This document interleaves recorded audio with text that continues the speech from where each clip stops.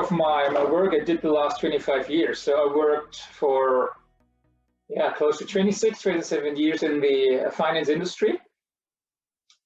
And the last 6 or 7 years, I did nothing else as a kind of a corporate speaker. So I run the German country business for a US-based company. So I worked 26, 27 years in the financial industry.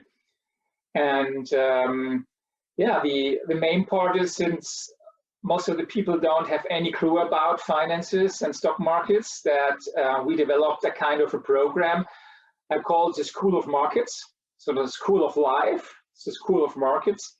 And what I did day in, day out, I gave talks, inspirational talks, keynotes to insurance companies, banks, wealth managers, retail clients, just to explain the way how markets are working in a different way. But this is also why I said talking about people versus talking about finance, so the classical industry. And this is, I saw on your website, the kind of claim, the business of business is business. That's more or less also not my claim, but a very similar claim. I said the business of business are people, not products. Yeah, and the financial industry talks about products. And also the industry speaks about a way that they are the hero and not the client is the hero. And I think it's completely wrong. Since I spent a lot of time in the US, I commuted 12 years between Berlin and London, since I was headquartered in London, but around Germany, Austria, and Switzerland. So I circled around. And it's quite interesting if you change the way how you approach the business, that people are really willing to listen. But if you start to tell them stories about outperformance, active, passive, and kind of this professional language, nobody understands. But it's the way how the industry works. And we discovered a way, like I said, it's called the School of Markets, to change the perspective, to give the client the role as a hero, since it's his money, and to speak in a language that he understands. So if you and I, we go to the doctor, and he would speak in a way how he learned this kind of medicine, we would not understand one thing. He speaks in a language that gives us trust, that's connecting with us, and gives us a good feeling. I can't really judge if my doctor is a good one or bad one. It's just a feeling thing. And so you have, I always say, you have kind of 3 levels of need. The first level is what I call, it's the explicit need. So in my industry, everybody knows we have to do something with our money. We have to invest them better, especially in Germany. We just have 10% of the German population is selling stocks. 90% is nothing doing, and that's the explicit need. But the implicit need is, that's my real need. Oh, it's so complicated, and I don't want to dive in, and I don't feel respected, etc. And there's a philosophical need, which I said, I have a huge skepsis against the industry. These are kind of 3 layers. And this is something what you can use to deliver a message in a completely different way, which meets the heart of the people, not the head of the people, telling stories, telling in pictures, and not telling in facts, since we are not, you notice, we are not learning by facts, we're learning by stories and by pictures. And this is what I developed. And this is what I did till mid of 2019 as an employee. And then I started, I was 6 months in garden leave. And then I started beginning of 2020, I founded 2 companies. The first company is the speaking business, so that's me. And the second company, which is located in Düsseldorf, we are a financial service company, teaching people about the School of Markets. It's just an education platform. And I wrote a book about this, which was published 4 weeks ago. I will publish an online tutorial in the next 2 weeks. So that's the first of the book and the online tutorial. And a little bit like in your business, the whole business case was built also on have physical meetings, which doesn't work at the moment. Nobody knows when it ever works. So we will start also have to run online conferences to give this as a speech. So you start to read the book, and if you have additional questions, you buy the online tutorial, and you say, well, first, that's great, but I need a little more to dive in. Then you can buy a ticket for one of these conferences we will host within this year as well. And this is why I become a speaker. So I never really see me as a speaker business. The speaking is just a result out of my daily work. Absolutely, though, since I spent a lot of time in the US, there were a couple of people who really inspired me doing this, in a way that, since we Germans are kind of really fact-driven things, it's a completely different story here. And also, if you speak in Germany about, you have to tell stories translated into German, it's more a negative way. So when we say, okay, you tell Geschichten, translated stories, it's more negative. In the US, storytelling, it's a positive way of teaching and of transforming languages.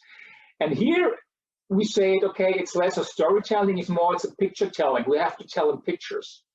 And a lot of people inspired me and helped me just to change the way. And you see the huge impact. Since I trained the last 10 years about 15,000 advisors here in Germany to change their way, how they work with their clients.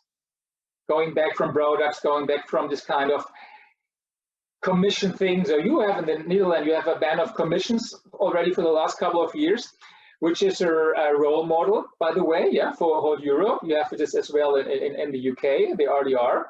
But it's something what is far away here in Germany or on the rest of European countries. Nevertheless, this kind of commission-driven models are not very successful. Since you always have this kind of ups and downs, and you build a highly risk in your business, since you sell things which are not working because of the commission you get of this. And so we turn it around and it works pretty hard, but it's not working for everybody, since if you're really a technical guy, focus on products and you can hide behind Excel sheets and products, is a perfect way. But if you have this kind of social competency and you love people and you would like to connect with people and you have fun with working with people, it's kind of a natural way not to talk about products, talk about your needs, how it can make you happy, how it can make your life easier. It's a transformative way, but this transformative way only can happen if you get unconnected to the way how you earn in a traditional way money. If your income is connected to products, you deal this with products. If your income is connected with you as a person, it's completely a different game. Certainly happened that COVID really arrived us. This what really impacted me, like all the body. So I can recall when I started the business, I started 2020, before COVID arrived. So we all heard something about this kind of virus, but there were a couple of other viruses in the past, but they were just far away. They were in Asia, and suddenly it was in front of our house. It completely changed from one time to another. And what I think it's quite interesting how much time it was needed to realize it's now serious. It's really a serious issue. It was quite interesting how this also in society spread his way, how this run, and really to live kind of completely unrealistic scenes. Lockdowns, you can't leave the house, the kids can't go to school, you just can't go to supermarket, everything. So I grew up, I'm close to 50 now, but I grew up in a free country, in economic growth. So really this kind of things, what we now experience, the last time were 2-3 generations ahead of us. I think this was that you should never underestimate what can happen. And life is not linear. It's always surprises around the corner. But also on the other side, I think what I learned also that society learned quite fast to manage it. So I live in Berlin. In Berlin, it's a big city, 3.5 million people. And the city stayed quite relaxed. So everybody was friendly, everybody tried to help out and did all the best. So I think I'm a big believer in the good of people. I'm a big believer in people. And I think this was a little proof, if there is a need and there is urgency, the people can engage and help each other. This was a big thing. On a professional side, I think it was interesting that all these things which were weeks before not possible, like what we're doing now, video conferences and Zooming, which was in the past always a kind of things, okay, if this is not going, then finally, that's really at the end of the road, we do this. But it's not the same way you like having a meeting. So I was share this idea, how often I flew from Berlin to London for 1 hour meeting, or from Berlin to London for 1 hour meeting. Today, you would say you're crazy. You will never do it. Yeah. And so you saw that what is possible if there is really pressure, and yeah, also if there is a fear. That's the issue. If there's fear, is a big changer. And also what I think impacting in a positive way is that what we can do now. I think Zooming, the video link, is an important part in my industry. Since this kind of way how you earn money is changing, especially what you see in the Netherlands. So you have to find a way to get more scale in your business. In the past, physical meetings were part of the story. Video meetings were not part of the story. It was not valued. But now it gets, yes, normal. And with that, you can run 7, 8 Zoom client meetings a day without leaving the house. So you can scale it, your costs go down, and it meets a lot of requirements we had before, but we had no answers for that. My personal experience with that, I was certainly shocked like everybody, and my whole plan since I just started the business was crashing. So what was cool, I said to Flag mid of January, I'm back, and I got within 3 weeks, I got 12 bookings from my old clients, which was great. I was super happy about it. Oh, cool, great start. Certainly these bookings were canceled within 48 hours, yeah, since, okay, we can't do it. But slowly it was moving into Zooming and then online digital. And then you see also how fast you adapt as a person situation, but also how fast other people adapt the situation, yeah. I think the resilience we need was stronger if you were open for that you can fix the situation. And you learn that life don't plan your life. It always can happen things which you think would never imaginable that it can happen. Yeah. I think we have to pay more respect and more humble on the way how we live. And if you look a couple of generations back, it was a completely different situation. We really live in a great time, and a big fan of Factfulness, the book. I don't know if you know this, Factfulness, Hans Rösling, who proves by numbers that we are living in one of the greatest periods in human beings. Yeah. But this is what people forget quite fast, since there was never a kind of oppression, never urgencies, there were no wars, whatever. But crises like that happened at the moment, and will happen again. Yeah, so it's part of our life. I think that, as I said, the way how we work as a speaker, or also how we work as an entrepreneur, is completely changing.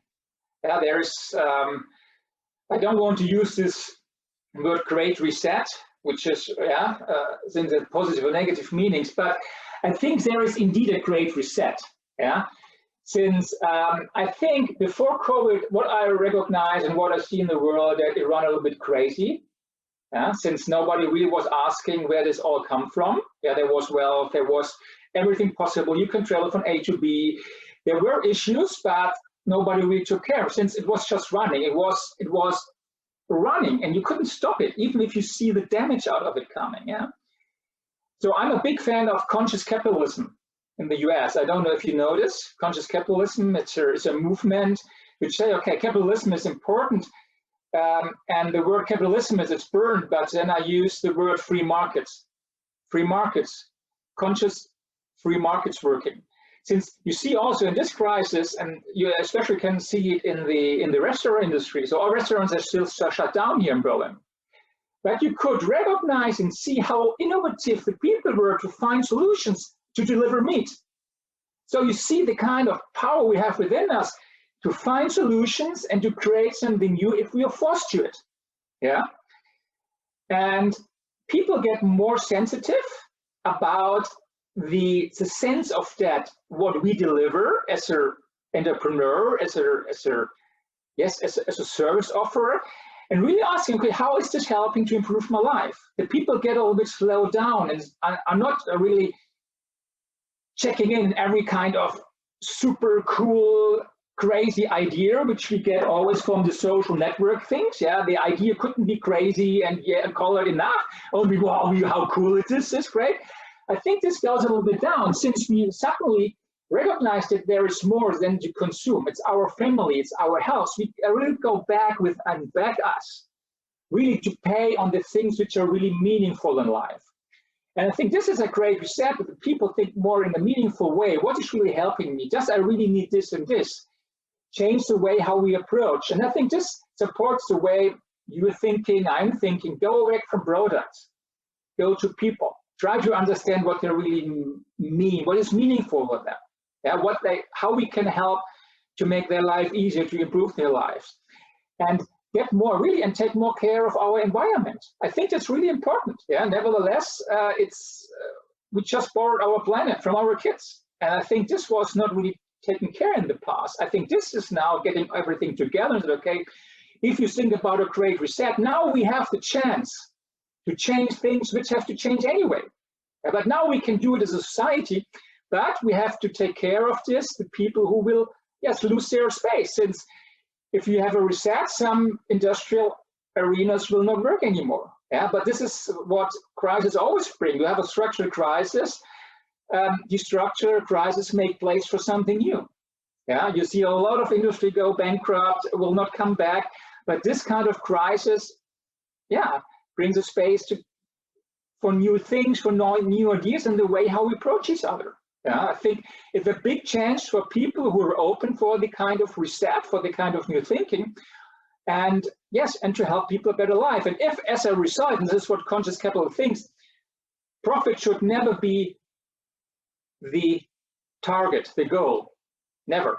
It should also be only the result of your doing. If you do something good, if you help people, you can't prevent that you get also economically successful. But if you sell something to earn money, you will lose.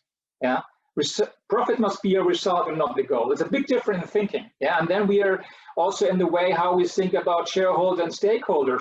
The shareholder value is done. Yeah, it's proof that it's not working, since it's created more damage than the stakeholder value. And stakeholder is our community, our suppliers, our employees. Yeah. And I think this is something what I teach already the last 5-6 years to my clients, especially in the finance industry, since they were completely shareholder driven. And it was proven that it was not working. We teach always first is your employees. Yeah. If your employees are happy, your clients are happy. And if your clients are happy, so your shareholders are happy. But to think first shareholders and then employees and clients, this does not work. It's common sense that it's not working. Yeah. And I think this is something what is changing, but this also will impact heavily the industry, since people coming from universities and think in Excel sheets and cases and in everything, but they're not thinking in people. My advice would be really to figure out topics which help to improve the life of people. Just either, I think the most people at the moment not looking for the next best technical equipment or the next best whatever. They're really looking, how can I, after COVID ends, and there will be a time that it will end. It will be gone. It will be history, whenever it will happen. But from that, people coming out of a drama, out of a crisis, now they're looking, how can I build something? And this, I think, the topics, how can I rebuild my business? How can I, get more resilience, whatever. Yeah, all the things which were experienced in this kind of hard times we still have. I think these are hard topics. This means for speakers, and the big speaker business changing, we will have this kind of ways. What we do now will be a kind of a normal way. Maybe it was hybrid, but it will be part of the business. And the other thing is really, if you want to have attention, help people to improve their life and get out of the drama they lived in. I think this is important topics. And again, what I observe in the industry, and a lot of things repeat and repeat, which is fine, this is a huge market. But I ask quite often, okay, if you look a little deeper into these things, how should this help people? It was great stuff. It's people were there just to get entertained. Yeah, it's a different if you would like to entertain, or if you really would give them something which helps to improve their life. It's a completely different game. And I think really to focus on the things, on topics, how can I help people to get out of this drama they are living now in? How get they back in your sunshine area? How improve their business, whatever. I think that's important. I think it will take some time till people get into conference and just get entertained, and I don't care if I take something serious with that. I just want to get entertained. I think these times are over. Entertaining is important, don't get me wrong. but you must deliver a different message than in the past. And in the past, I think it was sometimes too easy to get a hot topic there and to harvest it. And then it was gone since people started to understand what the hell he was talking about. It wasn't really usable in my daily life. I think that's over for a couple of time, yeah. But really going back to people thinking how I can help you to make your life better or to ease your life. I think these are what I would recommend to everybody, that this will be, I think a success factor to run business in the future. Figure out topics which help to improve the life of people. Just I think the most people at the moment not looking for the next best technical equipment or the next best whatever. They're really looking, how can I, after COVID ends, and there will be a time that it will end. It will be gone. It will be history, whenever it will happen. But from that, people coming out of a drama, out of a crisis, now they're looking, how can I build something? And this, I think, the topics, how can I rebuild my business? How can I get more resilience, whatever. Yeah, all the things which were experienced in this kind of hard times we still have. I think these are hard topics. This means for speakers, and the big speaker business changing, we will have this kind of ways. What we do now will be a kind of a normal way. Maybe it was hybrid, but it will be part of the business. And the other thing is really, if you want to have attention, help people to improve their life and get out of the drama they lived in. I think this is important topics. And again, what I observe in the industry, and a lot of things repeat and repeat, which is fine, this is a huge market. But I ask quite often, okay, if you look a little bit deeper into these things, how should this help people? It was great stuff. It's people who were there just to get entertained. Yeah, it's a different if you would like to entertain, or if you really would give them something which helps to improve their life. It's a completely different game. And I think really to focus on the things, on topics, how can I help people to get out of this drama they are living now in? How get they back in your sunshine area? How improve their business, whatever. I think that's important. I think it will take some time till people get into conference and just get entertained, and I don't care if I take something serious with that. I just want to get entertained. I think these times are over. Entertaining is important, don't get me wrong, but you must deliver a different message than in the past. And in the past, I think it was sometimes too easy to get a hot topic there and to harvest it. And then it was gone since people started to understand what the hell he was talking about. It wasn't really usable in my daily life. I think that's over for a couple of time, yeah.